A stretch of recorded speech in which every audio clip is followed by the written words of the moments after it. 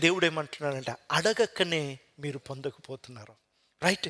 ఎలాగ అడగాలంటే దురాశలతో కాదంట.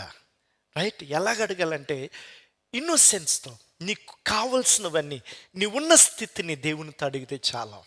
అందుకనే శిష్యులు ఈ లోకంలో ఉన్నప్పుడు యేసు ప్రభుని చూసి చూసి శిష్యులు ఒక మంచి ప్రశ్న వేశారు యేసు ప్రభుని. అదేంటంటే, నీలాగా మేము ఎలా ప్రార్థన చేయాలి అని అడిగారు.